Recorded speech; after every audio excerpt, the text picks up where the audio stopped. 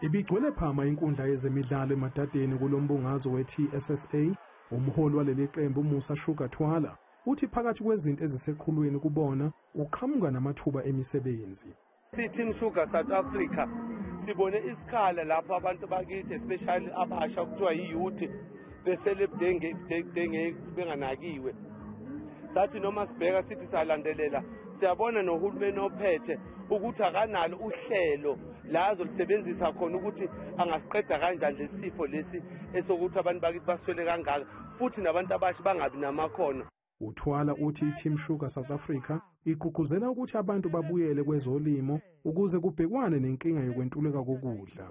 Thina siyi-Team Sugar South Africa sichazile lokhu kwi-food beverages ukuthi cha uyabona njena sisesenza umzekeliso ukuthi labantu abalimayo bayahlukumezeka ukudla sesikulanda ngaphandle. Ekhaya la sasikhula khona sasazi ngemumva umama bakhula basitshalela amazambane, omama basitshalela ispinashi. Namhlanje ispinashi siqhamuka phesheya, amaqanda aqhamuka phesheya. Leli qembu kumanje limelwa amakhansela amaningi kumasipala wasifunda amajuba kanti umholi walo kumanje uyiphini lemeya kamasipala waseNewcastle.